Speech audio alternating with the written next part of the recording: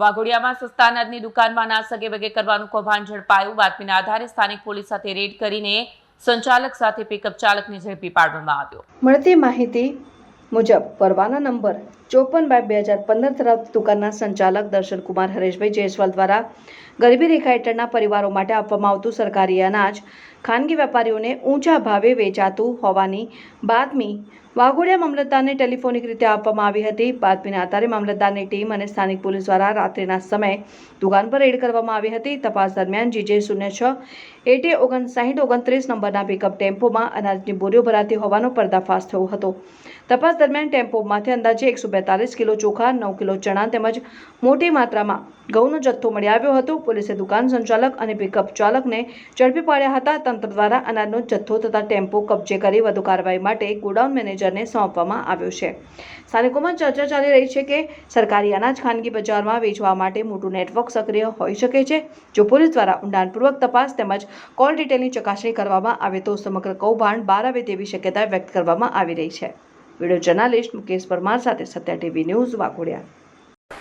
જયસ્વાલ દર્શનકુમાર હરેશભાઈ જે FPS છે એમની દુકાન ઉપર અમને ફોન ઉપર એવી સૂચના મળી કે જે એમની દુકાનમાંથી જે સસ્તા અનાજના જે ઘઉં ચોખા છે એ બહાર જઈ રહ્યા છે। એટલે તાત્કાલિક ધોરણે મામલતદાર તરીકે હું મારી ઇન્ચાર્જ SK અને ટીમ સાથે અમે તપાસણી કરી પોલીસ સ્ટાફ સાથે, અને જેમાં ચોખા 142 કિલો, ચણા એક્સેસ 9 કિલો 220 અને મીઠું એ એક્સેસ મળેલ છે।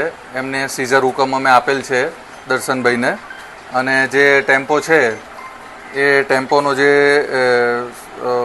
છે એ ગણતરી કરી લીધું છે, અને એને અત્યારે ગોડાઉન મેનેજરને અમે સોંપણી કરીએ છીએ, અને ત્યારબાદ એની વિસ્તૃત તપાસ કરવામાં આવશે।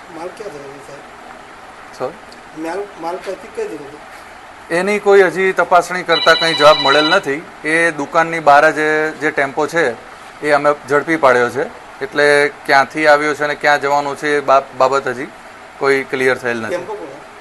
ટેમ્પોનો જે ડ્રાઈવર છે એ બી ડ્રાઈવર માલિક અને એની કોઈ અત્યારે તપાસ નથી, એ તપાસનો વિષય છે કે જો ડ્રાઈવર કોણ છે અને એનો માલિક છે પોલીસ તપાસનો વિષય છે।